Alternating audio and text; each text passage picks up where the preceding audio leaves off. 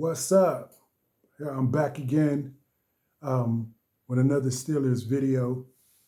And then I'm also going to be doing some my reaction to the Super Bowl later today, and just giving some of my insight and perspectives on sports topics. Also, I have some inspirational topics and some biblical topics for those of you who are believers in word encouragement. So check those out as well.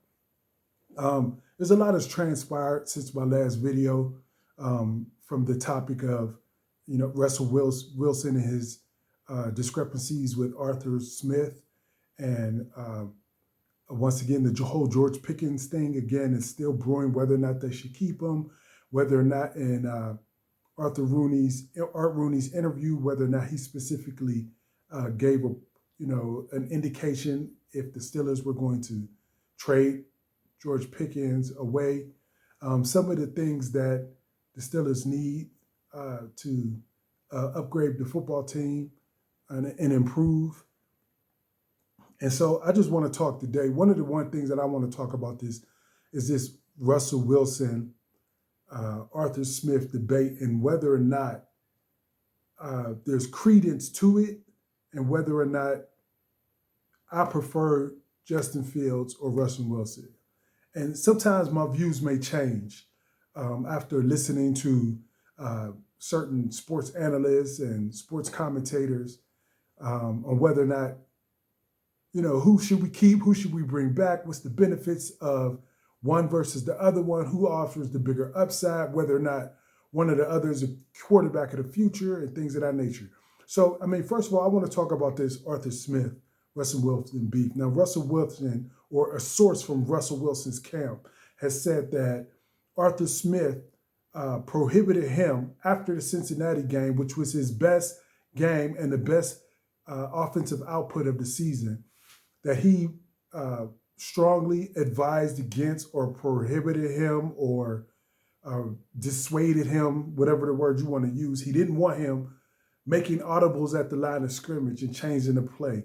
So what basically was being said that Russell Wilson had no choice but to go to the line of scrimmage, regardless of what he saw, regardless of the Super Bowl winning Pro Bowl quarterback, future Hall of Famer saw at the line of scrimmage. He had no ability to change plays, or if he did change plays, that this would cause a rift between him and Arthur Smith when he approached the line of scrimmage. So, he could see 8 men in the box, 9 men in the box, and if he had a play called in the 2-gap for Najee to run up into the 2-gap, it didn't make a difference if if the defenders had that play sniffed out, and if Russell Wilson could see it, he had to run the play, or he didn't like a passing play, and he thought that the defense was in the right positions, or there was too many men on one side of the field. Regardless of the situation, no matter what it was, he had to run that particular play. And so, what I want to know is this. So let's say that's the case, because there's been some conflicting reports of whether or not Art Smith actually made this demand on Russell Wilson, or if Russell Wilson's camp falsely leaked this out, because it doesn't really make sense. If you have a Pro Bowl quarterback with the amount of experience that Russell Wilson has and the abilities that he has shown to be able to read defenses, why wouldn't you allow him to make those changes, especially after the successful game that he had against Cincinnati? And a lot of people point out that the first game against Cincinnati and the second game against Cincinnati, the Steelers' offensive approach in both of those games was significantly, drastically different. And they didn't use Freiermuth like they did in the first game. They didn't use the short passing game like they did in the first game. And that ultimately it led to a low-scoring affair. Had they had, it's the same. It was the same porous Cincinnati Bengals defense. So why didn't they attack it in the same way? They actually played right into the Bengals' hands. So that was a bit confusing. But let's say this. Okay, let's say this caused quite a problem between Russell Wilson and Art Smith. So why immediately after the season, the first thing that Russell Wilson did was talked about how much he loved it in Pittsburgh and how much he wants to come back and how much he wants to play there and what great an organization. He said all these glowing things. Then a week or two passes, and now it's Arthur Smith wouldn't allow me to make changes or audible at the line of scrimmage, or Arthur Smith he wouldn't allow me to run the plays that best suited my skill set, or I don't understand why you would say those things. I think that like this is some type of game because now not only is he saying that there was this rift between him and Arthur Smith, they disagreed, they had a tumultuous relationship, or at least they had there was a lot of tension between them and their offensive philosophies. But also what he's saying is, I couldn't use my experience and my knowledge that I've gathered in winning the Super Bowl and going to all these Pro Bowls and being one of the top passers in the league in the last 10 years. I couldn't use that to my advantage because the offensive coordinator doesn't respect my experience and my resume. And so he prohibited me from making the correct calls. Okay. And then shortly after that, in the last week or so, now it's he's considering the Raiders and he's considering the Giants, and he has other teams that want to bid for his services. And I'm just not buying it. Like, I think this is a bunch of hogwash. All the glowing things that you said about the organization and having a second season in this offense, and I think we can do great things. This is why some people that have played with Russell Wilson or that are familiar with Russell Wilson have said that he's phony. Because this sounds phony. Like, most of the time, when the Steelers go into an offseason and they have a prominent player that's entering free agency, you don't hear all this crazy stuff about them. Every now and then. But this guy, he just keeps up a lot of drama. Everywhere he goes, at some point in time, there's something negative said about him. Everywhere he goes. And so I don't like the way he played. I think that he made a bad decision. A lot of bad decisions in those last 5 games. And then he played okay in a playoff game. And I'm not saying everything was his fault because that offensive line can't block for crap. When they played against some of the better defensive fronts in the league during those last 5 stretch of games, they were dominated, like completely dominated. That's why we couldn't run the ball. That's why we couldn't effectively pass the ball. Because first of all, Russell Wilson's too short to see over the middle, so he doesn't use the middle of the field. Second of all, he is either a dump-off artist or a moonball down the field. So he doesn't use the middle of the field. Well, a lot of times, if you can't see over the line, or the middle of the field sometimes takes time to develop those routes, whatever type of route is ran across the middle of the field. He doesn't utilize that part of the field. So his decision-making and his ability to think clearly under pressure was put to the test during those last 5 or 6 games. And I give him a C. Well, that's only going to decline as his skill set declines because he's not the same quarterback that he used to be because his escapability has declined.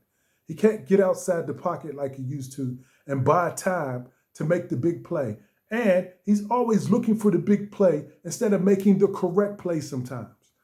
And so sometimes when you're 3rd and 3, you don't need a 50-yard bomb. That's when you should be looking for the check down or hit the man that's open. because there were receivers open. Just like when Kenny Pickett was here, he missed a bunch of open receivers. So, I'm if it were me, I would take Justin Fields. First of all, just because he can escape pressure. And it is going to have to be a significantly drastic improvement in that offensive line in order for us to get better offensive line play in 2025. And if you've been paying attention to anything that the Steelers have been saying, there's not going to be any significant changes on that offensive line. They're not going to be drafting an offensive lineman in the first round unless they draft that guard that his name is that has been popping up. And I can't give you the name right now, but he's a guard that they were enamored with at the Senior Bowl. Or most likely, their first round pick is either going to be a running back, a wide receiver, or a defensive tackle. And I don't want Ashton Gentry personally, but you never know. They might take him. But Isaac Seumalo, yeah, they're probably going to bring him back. People said he had a bad season, and I don't think he had a great season. But I also know that he came back from that injury quicker than expected, and it had hindered him. A player of his stature and his reputation has been a significantly good player for most of his career. So you can't judge him on one bad season, especially a season where he's coming off an injury. And I think it was a pectoral injury. If I believe so, it was an upper body injury, which is extremely, extremely important to your ability to block effectively. So, I don't know what we expect that offensive line to improve, but we need a quarterback that can get out of the way of the rush. Does Justin Fields need to improve in reading defenses? Yes. Does he need to let the ball go sooner and start holding on? Yes. But he also can turn a play that looked like it's doomed to fail into a big play or into a positive play at least. Because when Russell Wilson, a lot of times when he came under pressure fast, he went down fast. Justin Fields needs to learn how to hold on to the ball instead of palming the ball with one hand like Michael Vick. That's why Michael Vick fumbled a lot, because he just left the ball out there. So, I would bring Russell back on, not Russell, but Justin Fields back on a 2-year deal. I would let Russell Wilson walk, especially from what we saw of him during those 11 games. I'm not paying him $37 million a year. Why would you do that? Why would you do that? You won 6 games with Justin Fields. Yes, he could improve, but do we know if let's say the reports about Art Smith was true? Well, what do you think they were doing to Justin Fields? They had the handcuffs on him. They had handcuffs on Kenny Pickett.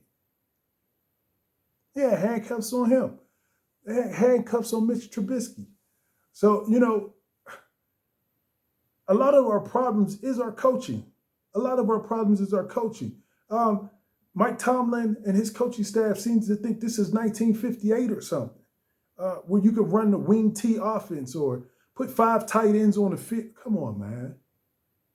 There's no way in the world they should have went into the season with just George Pickens as the main receiver, with no Van Jefferson, all these guys that's journeymen, third and fourth string wide receivers playing roles as 1 and 2 wide receivers.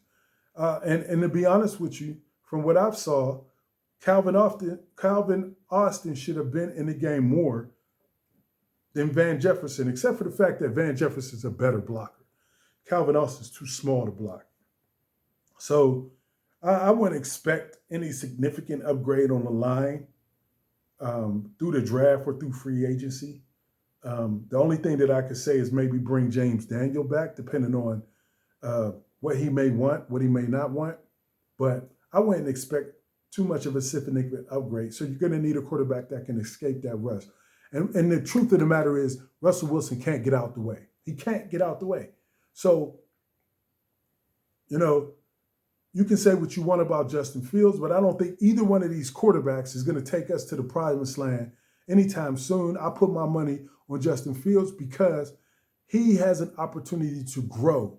Russell Wilson is in decline. And yes, he's a better passer at this point than Justin Fields, but not by much. It's not because he throws a better ball or that he reads defenses better. It's just that he's willing to let the ball go, because a lot of those completions that he made was because he just gave the wide receiver an opportunity to go up and get the ball. And so, when we think of some of the receivers that we want receivers that can go up and get the ball, that can fight for the ball. Not only can they get open, but can they fight for the ball? And then we need an offensive coordinator who knows how to utilize his weapons, because I hear a lot of sports commentators saying that the Steelers didn't have any weapons on that side of the ball. They had weapons. They weren't top-notch weapons in the NFL, but they weren't bottom 15 weapons. They had weapons. You're going to tell me Pat Freiermuth is not a weapon. You're going to tell me Darnell Washington, 6'8", 285, 95-pound tight end. He's not a weapon. No, the offensive coordinator doesn't know how to utilize the weapons. And I don't care what he did in Tennessee. Without Derrick Henry and A.J. Brown, what has he done? What has he done? He had Bijan Robinson and that highly talented tight end that Atlanta possesses, and he couldn't utilize them completely. So I'm not really understanding what we're seeing. I thought it was going to be an improvement, but it's not, and it wasn't.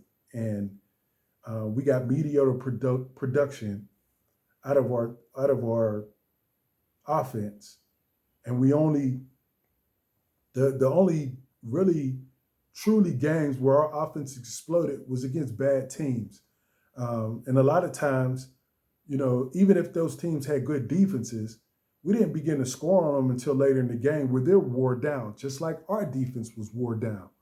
By the end of the season, we had no juice left, and the lack of creativity, which went hand in hand. So, that's my perspective. I just wanted to talk about the whole Art Smith, Russell Wilson riff thing, and whether or not it's legit. And, I don't know, just like you don't know.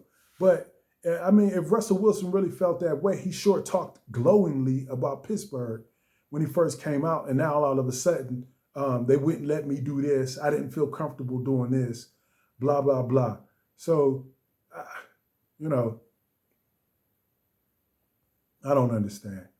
But till next time, I'll talk with you all.